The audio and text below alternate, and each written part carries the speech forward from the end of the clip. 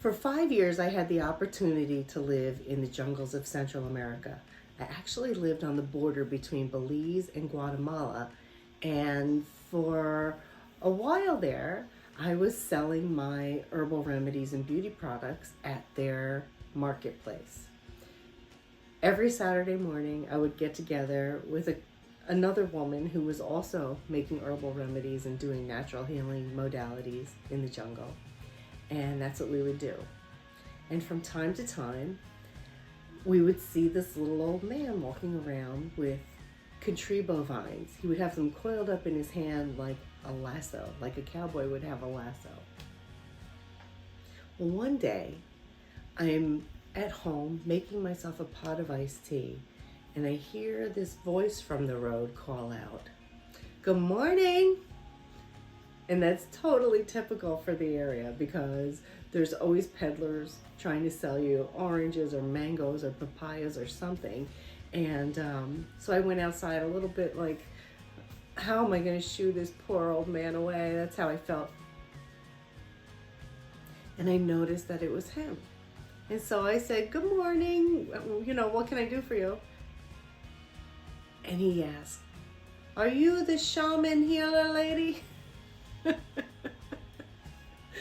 And that's just what I did. I just giggled because I had never been called that before, but I said, "Yes, okay, yes I am."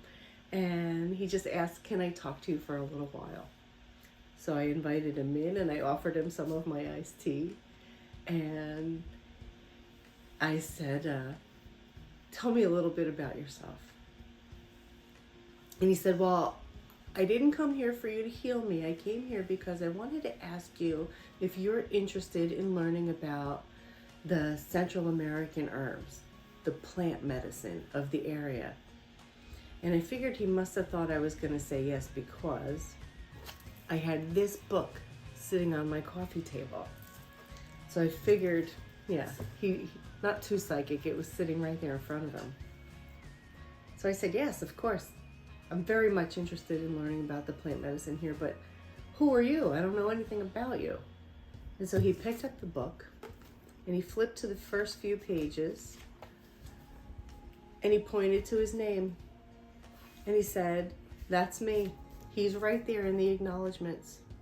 So what I did in that moment was just, well, first of all, get covered with goosebumps because I couldn't believe this man was sitting in my living room. And I said, "Absolutely, yes, I would love to learn these things from you."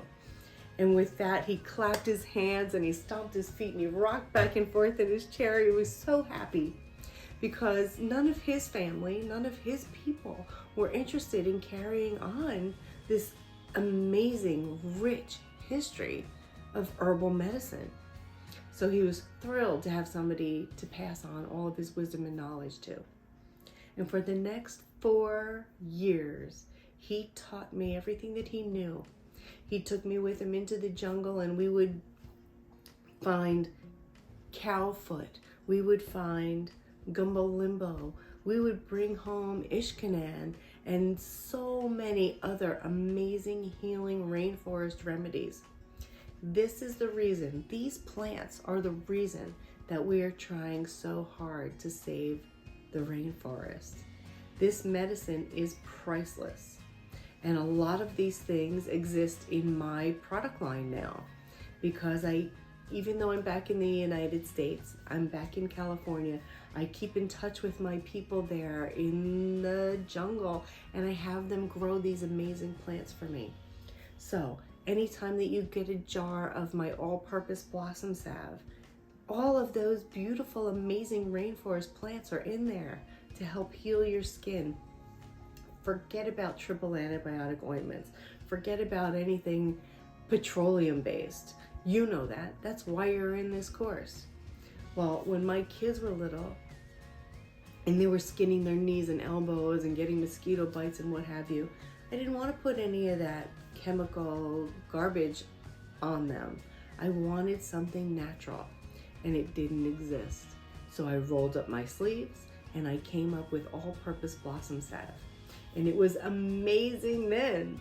And then when I added in the rainforest remedies, the rainforest plants, now it is incredible. It truly is all purpose. And there are more. There's the Defender, and there's my black cherry elderberry cough syrup.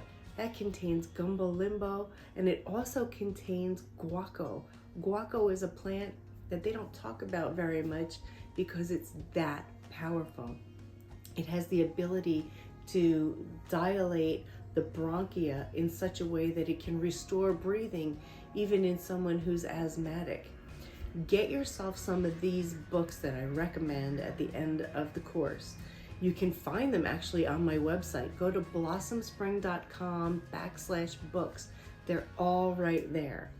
And by all means, start making some of these amazing medicines for yourself.